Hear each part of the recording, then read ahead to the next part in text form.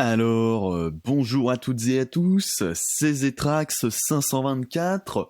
Aujourd'hui, vous l'avez deviné, nouveau tutoriel sur Microsoft Word. Voilà, on arrive dans la dernière phase des tutoriels. Là, on approche de la fin. Il reste encore quelques petits détails, évidemment, comme par exemple, aujourd'hui, ce que nous allons voir donc, les images. Comment en insérer, comment la rogner, comment la modifier, voilà, on va voir plein de choses. Et je vous propose que l'on commence tout de suite, voilà, avec évidemment la base des bases, comment insérer une image sur Microsoft Word. Bah oui, parce que on est sur, vous voyez, un exposé, enfin, une dissertation sur les bienfaits et méfaits du chocolat par une élève. Padeline Fenat, je le rappelle, notre fidèle mauvaise élève, hein. Elle nous en a fait voir de toutes les couleurs, mais son document est presque parfait. Sauf que, comme j'allais le dire, il manque des images. Bah oui, parce que, imaginez, moi je suis débile. Bon, n'imaginez pas, je le suis déjà. Mais ici, vous voyez, il y a écrit chocolat. Mais je ne sais pas ce que c'est que du chocolat, j'ai besoin d'une illustration pour savoir ce que c'est. Et bien du coup, on va insérer une photo d'un chocolat pour comprendre ce que c'est que le chocolat. Alors pour faire ça, c'est très simple. Vous voyez notre atelier de peinture là-haut. Eh bien, nous allons aller dans la case insertion. Et vous voyez, donc dans insertion, on peut insérer plein de choses. On était déjà venu ici, notamment pour ce qui était du saut de page, de l'entête, du pied de page, etc. On avait déjà vu ça. Et donc ici, on va cette fois s'intéresser aux images. Voilà, donc pour ça, vous mettez votre souris sur la case image, vous cliquez, et là vous avez trois options. Insérer une image à partir de cet appareil, d'images de photothèque ou d'images en ligne. Et nous, on va uniquement regarder les images de cet appareil. Les images en ligne, je vous le conseille pour insérer des images libres de droit. Voilà, pour éviter de passer par Google, mais je vais aussi vous montrer un truc sur Google qui peut vous être utile pour insérer des images sans avoir des problèmes de droit. Voilà, on va regarder ça aussi. Mais d'abord, on va faire le truc de base, insérer une image depuis son ordinateur. Voilà, comme ça, c'est la méthode la plus simple. Voilà, les autres ne sont pas compliqués non plus, mais voilà, on va y aller doucement. Donc, vous cliquez sur insérer une image à partir de cet appareil. Et donc là, vous avez du coup, j'ai envie de dire, votre répertoire, hein, votre petit explorateur de fichiers, n'est-ce pas? Et donc, ici, vous voyez, sur le côté Word vidéo, hein, je suis quelqu'un de très assidu. Et donc, nous allons voir... donc là, je suis sur le bureau. J'ai déjà enregistré une image, évidemment, qui est du coup chocolat.jpg. Image très intéressante, vous voyez, d'un petit tas de chocolat, voilà, je trouvais ça rigolo. Et donc, une fois que vous sélectionnez vos images, hein, vous naviguez dans votre explorateur de fichiers, et une fois que vous êtes bon, vous cliquez tout simplement sur Insérer. Et donc, bam, qu'est-ce qui se passe? Une image est apparue sur notre document. Alors, elle est apparue un peu n'importe comment, parce qu'elle est apparue à l'endroit où votre curseur de texte était placé. C'est un peu... donc voilà, il s'insère n'importe comment, mais c'est pas assez important, parce que l'on va justement la redimensionner, la repositionner pour qu'elle soit bien en forme dans notre document. Alors, plein de nouvelles choses qui s'offrent à nous. Déjà, dans notre atelier de peinture, on peut voir qu'on a un nouveau volet qui s'est ouvert, qui s'appelle le format de l'image. Du coup, tout ça, là, oh, c'est incroyable, tellement de choses. Et donc, on va y aller pas par pas. Déjà, on va la redimensionner, notre image, parce qu'elle est trop grande. Donc, pour redimensionner l'image, c'est très simple. Lorsque vous voyez, vous l'avez inséré, vous l'avez sélectionné en cliquant dessus. Bon, elle était déjà sélectionnée. Et vous avez du coup des délimiteurs qui s'affichent autour. Vous voyez, là, vous avez des petits cercles qui sont apparus à 9 endroits différents, donc aux 4 coins et aux 4 centres des côtés de l'image. Voilà, pour parler un peu mathématique, même si j'en conviens, cela n'a rien à faire ici. Et vous avez aussi un petit logo de rotation qui est apparu pour faire, vous voyez, pivoter votre image. Ah, c'est marrant, il y en a qui se casse les figures, moi j'aime bien, c'est rigolo. Bref, mais bon, rotater, voilà, pivoter l'image, on ne va pas voir ça aujourd'hui, mais juste pour vous dire que si vous voulez pivoter votre image, voilà, cette option est là, vous laissez bien un clic dessus et ça pivote votre image. Mais nous, on veut redimensionner notre image, mais comment on fait? La méthode principale, parce que vous voyez, la méthode principale, non d'ailleurs c'est la méthode que je vais vous recommander par défaut, c'est de tout simplement glisser votre souris sur l'un des 4 coins pour redimensionner l'image comme vous voulez. Voilà. Donc vous allez cliquer sur, par exemple, moi je vais sur ce coin-là, je clique et je laisse maintenir mon clic, et ensuite je glisse ma souris, vous voyez, vers l'intérieur de l'image. Et là, vous voyez, ça me la rétrécit, d'accord? Ou si je fais vers l'extérieur, ça me l'agrandit. Voilà. Mais nous, on va la rétrécir, donc on glisse vers l'intérieur. Attention à ne pas non plus glisser, vous voyez, là, à partir d'un certain moment, quand je passe, voilà, par là, vous voyez mon curseur, ça inverse l'image. Donc, ah non, ça l'inverse pas, autant pour moi. Autant pour moi, c'est le texte qui s'est ajouté, pardon. Je croyais que c'était comme sur Photoshop, mais ça n'a rien à voir, pardon. On rétrécit, et puis on va se dire qu'on va la mettre à cette taille-là. Voilà, on a divisé sa taille par 2 à peu près. Et donc, maintenant que l'on a redimensionné notre image, ah oui, alors, il faut évidemment prendre aussi l'un des cercles qui est au milieu des côtés, mais ça, je ne vous le recommande pas, parce que cela ne va pas conserver, les proportions de l'image. Vous voyez, ça va la compresser. Et nous, on veut pas, parce que, enfin, je sais pas vous, mais une image compressée, voilà, qui est toute plate comme ça, c'est ignoble. Donc, voilà, on va prendre sur les coins, parce qu'au moins sur les coins, ça conserve les proportions de notre image, et du coup, elle n'est pas écrasée. Voilà. Mais donc maintenant, eh ben, voilà, on clique pour sortir de là, et bah, il y a un autre problème. C'est que notre mise en page, elle est cassée maintenant, parce que, vous voyez que là, j'ai du texte, ouais, c'était... Et il y a un gros blanc, parce que notre texte, il continue là. Ce qui n'a pas de sens, vous voyez, ça nous insère un espace blanc ici. Eh bien, cela vient de l'habillage. Et oui, mesdames et messieurs, l'habillage de notre image. Que veut dire l'habillage? Eh bien, c'est la manière dont notre image va être mise en forme sur un document. Donc là, par exemple, on peut voir que, alors pour en savoir plus sur l'habillage, vous pouvez du coup vous rendre dans le volet format de l'image en cliquant ici sur habillage, ou tout simplement à côté ici du petit logo, vous voyez, ça c'est les options de mise en page. Vous voyez, habillage, ça veut dire option de mise en page, c'est ce que je venais de vous dire. Et donc vous cliquez dessus, sur cette petite icône-là ou sur celui là-haut, mais moi j'ai cliqué sur celui-ci par réflexe, et vous avez du coup plusieurs options de disposition, comme ils les appellent. Et nous, du coup, par défaut, quand vous allez insérer une image, elle va s'insérer avec la disposition alignée sur le texte. C'est-à-dire que du coup, eh bien c'est ce qui va se passer, ça va nous faire un espace blanc et nous laisser une ligne de texte à la fin.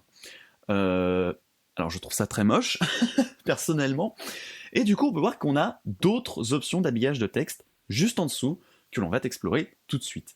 Il y en a, je dirais, 2 que vous allez utiliser majoritairement, qui sont l'habillage encadré et l'habillage haut et bas. L'habillage encadré, c'est celle que l'on va utiliser dans notre document, donc vous cliquez dessus, et c'est simple, ça parle d'elle-même, tout simplement, ça va justement...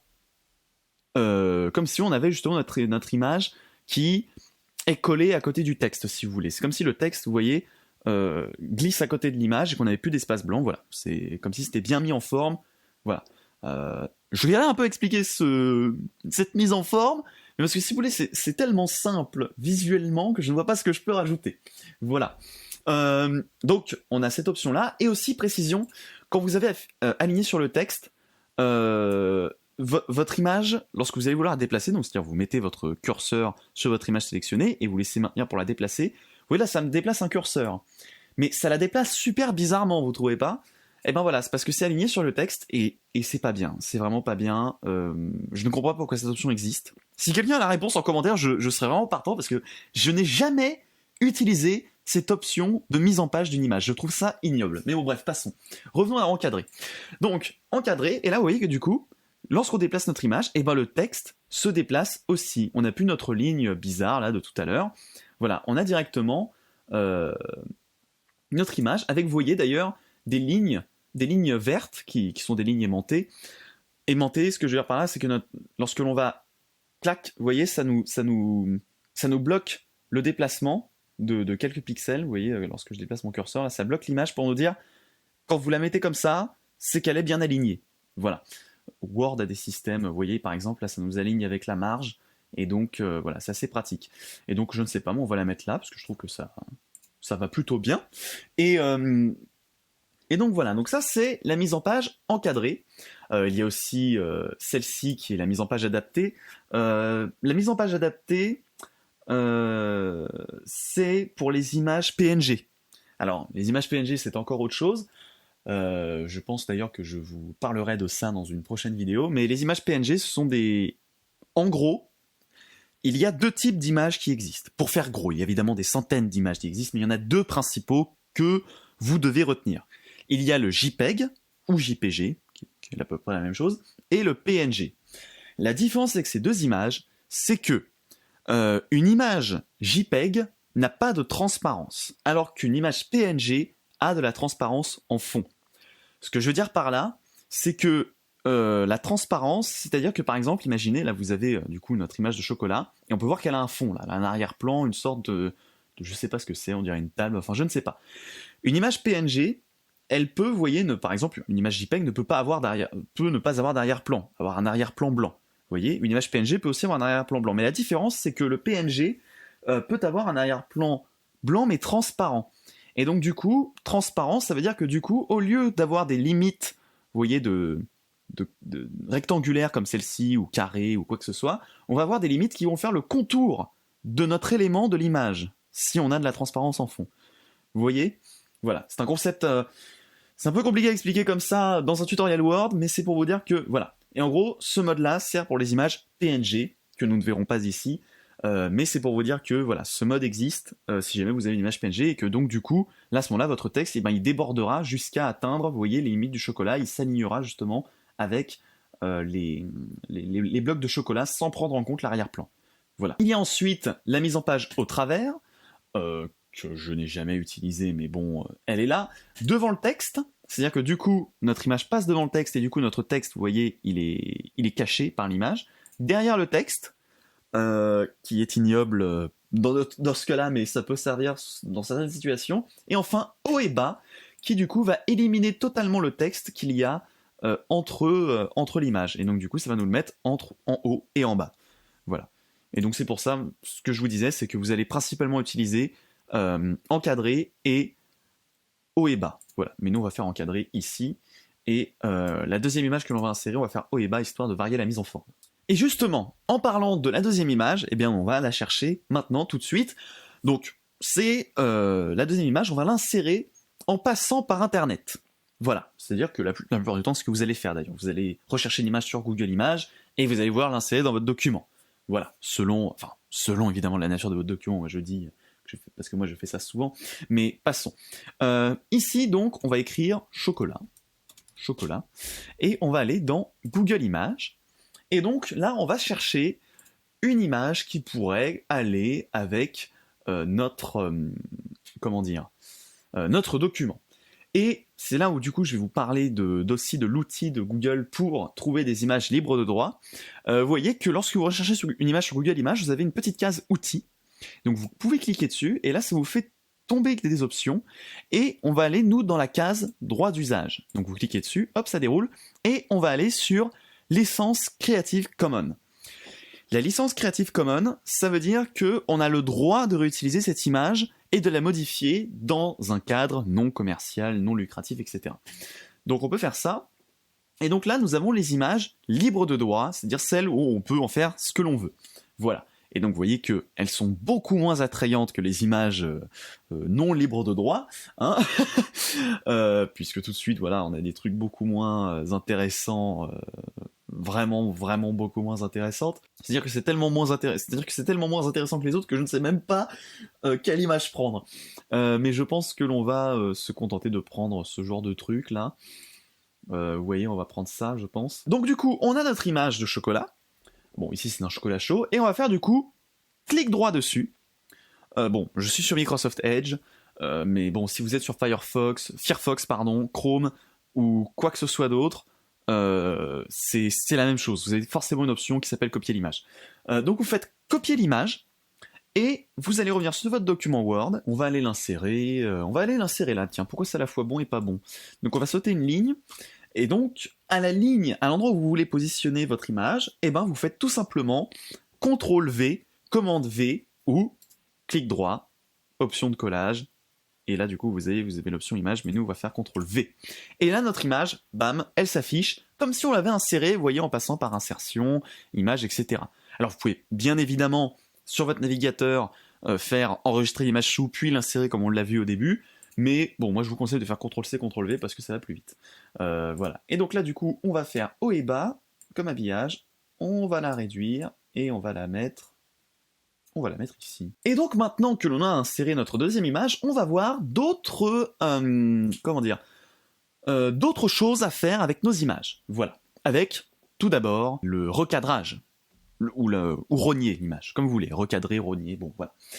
Parce que, parfois, on peut se dire que, tiens, mon image, elle a pas la bonne forme. Moi, j'ai besoin qu'elle soit un petit peu plus petite, sur le haut, mais sans pour autant, vous voyez, l'aplatir comme ça. Et bien pour ça, dans notre atelier de peinture, dans le volet format de l'image, nous avons l'option rogner. Et donc, quand on clique dessus, hop, nos extrémités changent de forme, et du coup, on peut, vous voyez, laisser maintenir notre clic sur l'une de ces extrémités. Bon, là, du coup, j'ai pris celle du haut, et baisser, et faire comme ça. Et une fois que vous avez fini, vous appuyez tout simplement sur Entrée.